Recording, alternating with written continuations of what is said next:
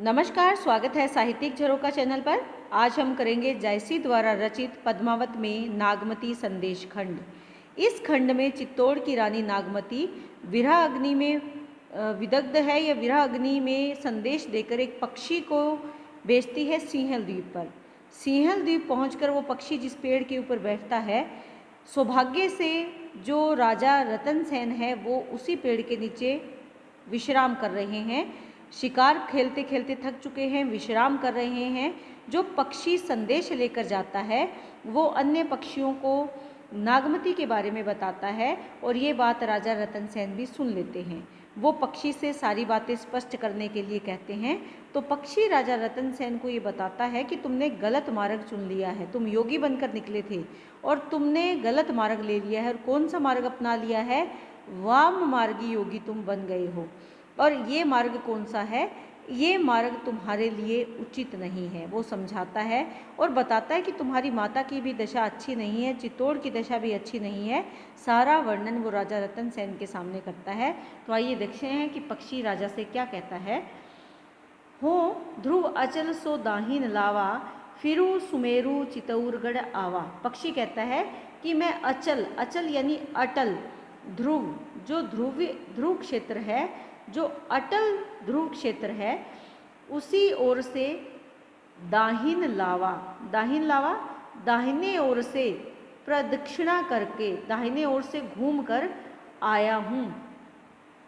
और उसके पश्चात फिरी सुमेरु चितौरगढ़ आवा।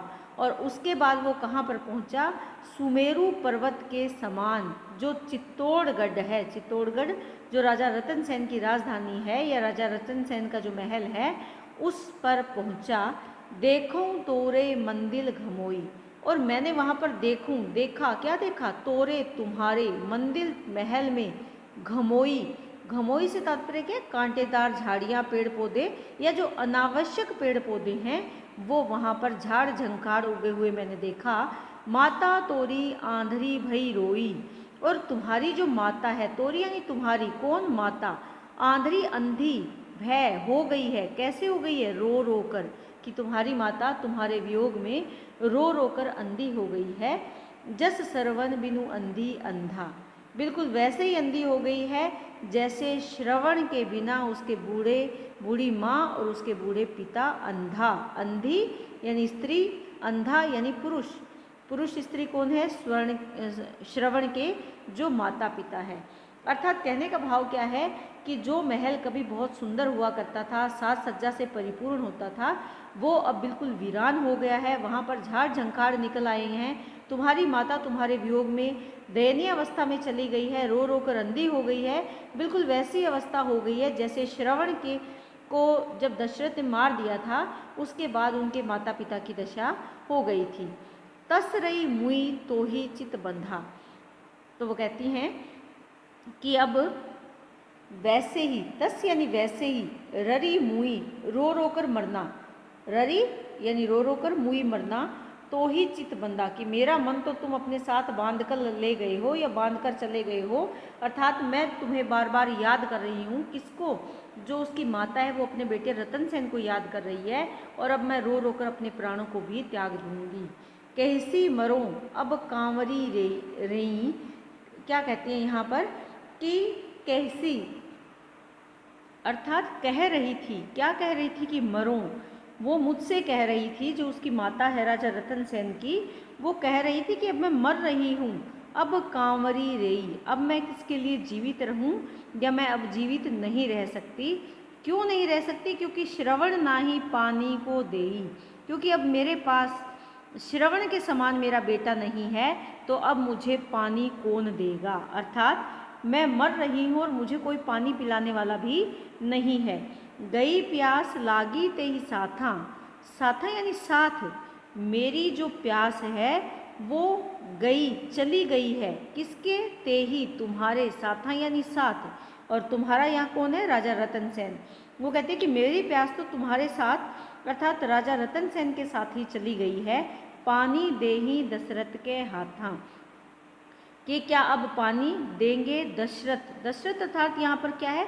पराया व्यक्ति है। क्योंकि श्रवण के जब माता पिता मर गए थे, श्रवण जब मर गया था दशरथ के बाण से, तो उसके माता पिता को जब दशरथ पानी पिलाना चाहता है तो या उनको सारी बात बताता है, तो वो पराये व्यक्ति को जानकर उनके हाथ से पानी ग्रहण नहीं करते। उसी प्रकार की बात या भाव यहाँ पर अभिव्यक्त किया गया है कि क्या अब दशरथ के समान कोई पराया व्यक्ति मुझे पानी के हाथा, उससे मैं पानी नहीं लूँगी। किसके हाथ से? पराये व्यक्ति के हाथ से। पानी न पिए आगी पे चाहा, कि मैं पानी नहीं पीऊँगी चाहे आग पर मुझे जलना पड़े। अर्थात मुझे मृत्यु की प्राप्ति स्वीकार है, लेकिन मैं किसी पर पुरुष से या पराये व्यक्ति से पानी नहीं पीऊँगी। तो ही असपूत जरम असलाहा, कि तो ही तुम्हारे जैसा पुत्र मुझे मिला, जरम असलाहा। और क्या कहती हैं कि मेरे जन्म का ऐसा लाहा यानी लाभ, ऐसा लाभ मुझे मिल रहा है कि तुझ जैसा पुत्र पाकर उसे जीवन में मुझे ऐसा लाभ मिल रहा है कि मुझे कौन कह रहा है यहाँ पर?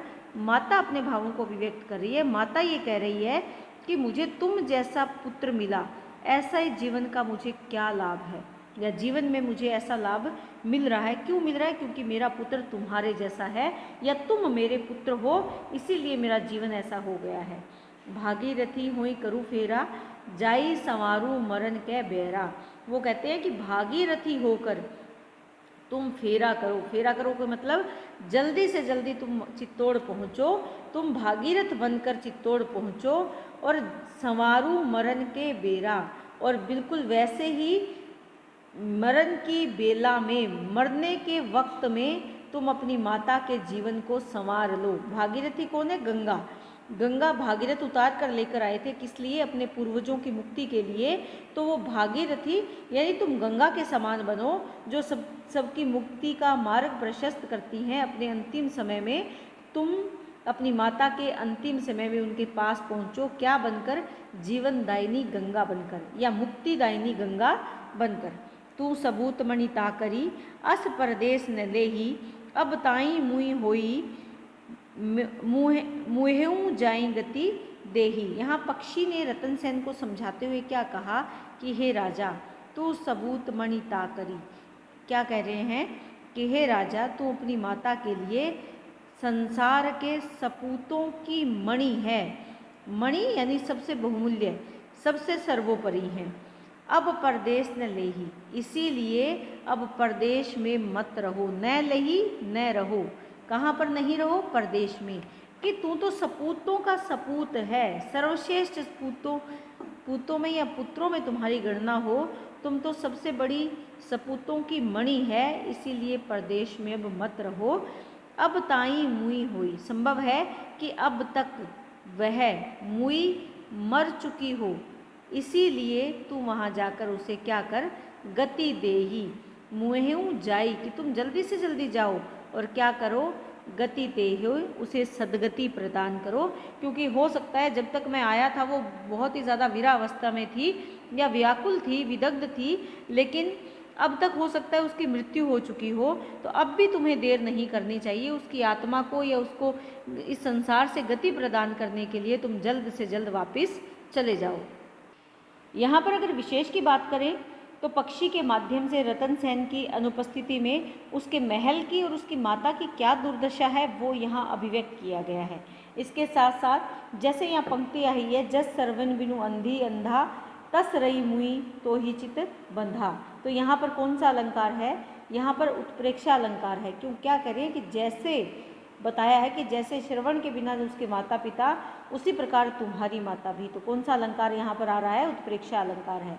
इसके साथ साथ अगर हम देखें, दी हैं दशरथ के हाथा, पानी दी हैं दशरथ, दी हैं और दशरथ, अगर यहाँ हम देखते हैं तो कौन सा अलंकार बन रहा है? अनुप्रास अलंकार आ रहा है। यहाँ अगर वक्रोक्ति अलंकार की बात करें तो वो क्या कहती है? तो ही असपूत जरम असलाहा, कि मेरा जन्म ऐसा इसलिए है क्योंकि तुम मेरे पुत्र हो, अर्थात मैं कष्ट इसलिए भोग रही हूँ क्योंकि तुम्हारे जैसा मेरा पुत्र है। तो यहाँ वक्रोक्ति अलंकार है, क्योंकि उक्ति कैसी हो रही है? वक्र हो रही है। ये आप ध्यान में रखें माधुर्य और प्रसाद गुण का समावेश है, वात्सल्य रस की योजना है, अभिधा और लक्षणा शब्द शक्ति का प्रयोग हुआ है।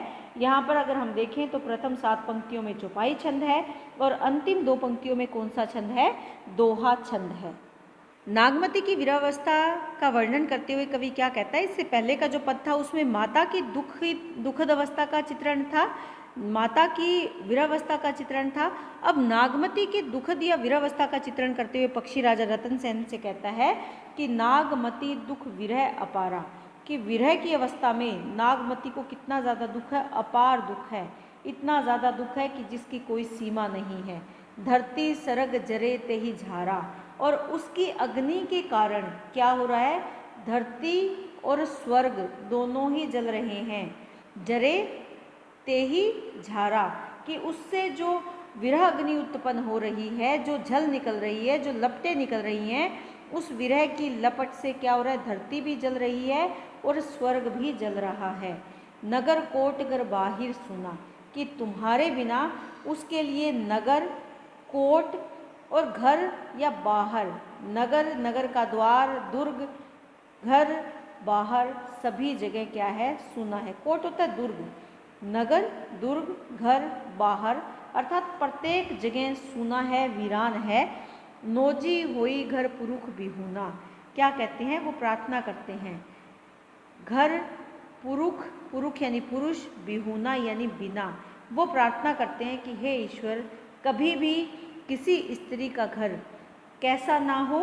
पुरुष के बिना ना हो, पति के बिना किसी स्त्री का घर ना रहे। क्यों? क्योंकि ऐसी अवस्था में वो बहुत अधिक कष्ट सहन उसे करने पड़ते हैं। तू कांवरू पराबस लोना, क्या है? कि तू तो कांवरू, काम रूप के जादू या परा, परा अर्थात दूसरे के बस में हो गया है। कामरू यानी काम रूप, प्रेम रूप में या दूसरे के परवश हो गया है। भूला जोग छरा जनु टोना, और इसी कारण तुम योग को भूल चुके हो और ऐसे लगता है कि तुम्हें छल लिया है। जनु जैसे, किसने? जादू टोने ने, कि तुम्हें देखकर ऐसे लगता है कि तुम तो पराये बस में हो गए हो। इसी कारण तुम योग के मार्ग को भूल गए हो, क्योंकि तुम जोगी बनकर घर से निकले थे, लेकिन उस मार्ग को भूल गए हो और तुम्हें देखकर ऐसे लगता है कि तुम्हें छल लिया है या किसी ने वश में कर लिया है। किसके द्वारा? जादू टोने के द्वारा।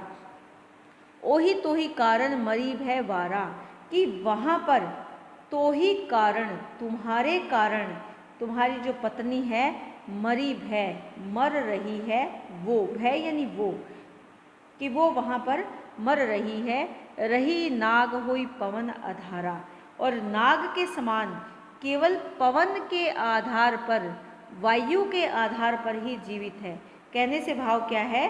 कि वो वायु का भक्षण करने के कारण ही जीवित है, अन्यथा वो अब तक मर गई होती। कहने का भाव क्या है? कि उसने खाना पीना सब त्याग दिया है, छोड़ दिया है।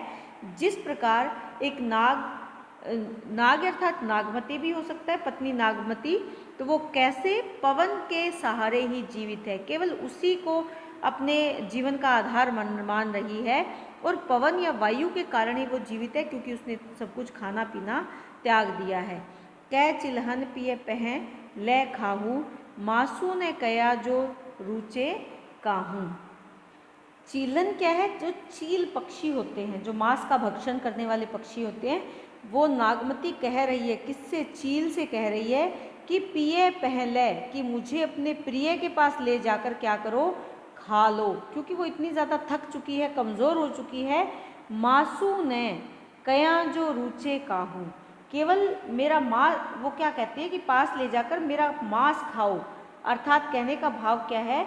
कि वो जब तुम्हारे दर्शन कर लेगी तो दर्शन करते ही अपने प्राणों को त्याग देगी, और उसके बाद चील पक्षी उसका मांस खा लेंगे। विरह मंजूर नाग वह रानी, नारी, कि वो जो नारी है, नारी नागमती, वो नाग के समान है। और विरह रूपी मंजूर यानी मोर, मोर और नाग में दुश्मनी रहती है। मोर नाग को मार देता है, तो वो कहती है कि जो विरह रूपी मोर है वो नाग रूपी जो रानी है, क्योंकि रानी बहुत ज़्यादा थक गई है, दुर्बल हो गई है और नाग के समान पतली हो गई है, तो विरह रूपी मोर उस नाग के समान जो रानी है उसको खा जाना चाहता है। तू मंजार करू बेगी गोहारी, कि तू क्या करो, मंजार, मंजार क्या होता है, बिल्ली, बिल्ली से कौन डरता है, मोर, बिल्ली से मोर डरता है कि तुम बिल्ली बनकर, करूँ यानी होकर, बेगी गोहारी, सहायता करो, गोहार करो, सहायता करो, कि तुम बिल्ली बनकर जल्दी से उसकी सहायता करो और विरह रूपी मोर को तुम मार दो। मांसू गरा, उसका मांस जो है वो गल चुका है। पांजर होई परी, वो पिंजर हो गई है, अर्थात उसके शरीर बहुत ज़्यादा दुबला पतला हो गया है, उसका मांस गिर चुका है, गल चुका है, उसका शरीर केवल हड्डियों का पंजर बन गया है, पिंजर बन गया है। जोगी अब हूँ पहुँच ले जरी, तो कहता है हे जोगी अब भी तुम शीघ्र ही पहुँच ले, पहुँचो, क्या लेकर, ले यानी लेकर, क्या लेकर, जड़ी बूटी लेकर, औषधि लेकर तुम जल्दी से पहुँचो और उसे बचा लो। देखी विरह दुख ताकर, मैं सो तजा बनवास, आयूं भागी समुद्र तट तभू न छाड़े पास। वो कहते हे राजा, देखी देखकर, विरह अग्नि में दुखी, दुख ताकर, विरह अग्नि में दुखी होकर, मैं सो तजा बनवास, यद्यपि मैं भागकर सब कहाँ पर आ गया है, मैंने तज दिया है, क्या तज दिया है, बनवास, वन में रहना छोड़ दिया है। उसके दुख को देखकर, उसकी विरह को देखकर मैंने कहाँ पर, वन में रहने को त्याग दिया है, तज दिया है। आयो भागी समुद्र तट, और मैं भागकर कहाँ आ गया हूँ, समुद्र के तट पर पहुँच गया हूँ। परंतु तबू न छाड़े पास, फिर भी जो विरह की अग्नि है वो मेरा पास, मेरा साथ नहीं छोड़ रही है, मेरा पीछा नहीं छोड़ रही है। अर्थात जंगल जलने लगे थे और उन जलती हुई विरह की अग्नि से बचने के लिए मैं समुद्र के किनारे आ गया हूँ, लेकिन यहाँ पर भी वो अग्नि, विरह की अग्नि जो रानी नागमती के द्वारा सुलग रही है, वो मेरा पीछा नहीं छोड़ रही है। यहाँ पर अगर विशेष की बात करें तो नागमती की व्यवस्था का बहुत ही मर्मस्पर्शी चित्रण किया गया है। इसके साथ साथ अगर देखें तो बहुत बढ़ा चढ़ाकर चित्रण किया गया है। यहाँ पर अलंकार को अगर देखें तो विरह मंजूर नाग वह नारी, वो विरह मयूर है, नारी क्या है, नाग है, तो यहाँ पर कौन सा अलंकार है, रूपक अलंकार है। छरा जनु टोना, तुम्हें ऐसे इस प्रकार छल दिया है जैसे तुम पर जादू टोना कर दिया है, तो यहाँ क्या कर रहा है, कटाक्ष कर रहा है, व्यंग्य कर रहा है उसकी अवस्था पर, तो यहाँ कौन सा है, व्यंग्य का समावेश इस पंक्ति में हुआ है। इसके साथ साथ अगर देखें तो वियोग श्रृंगार है, इसमें लक्षणा शब्द शक्ति का प्रयोग विशेष रूप से हुआ है, अभिधा शब्द शक्ति है, लेकिन वो यहाँ पर कहते हैं कि तू मंजार करूँ बेगी गुहारी, तो यहाँ पर लक्षणा शब्द शक्ति का समावेश किया गया है। ठेठ अवधि भाषा है, 7 पंक्तियाँ चौपाई छंद में और अंतिम 2 पंक्तियों में दोहा छंद है। तो इसी के साथ उम्मीद करती हूँ कि ये पद आपको बहुत अच्छे से समझ में भी आ रहे हैं और आपके लिए उपयोगी सिद्ध हो, ऐसी मेरी कामना है। बहुत बहुत धन्यवाद।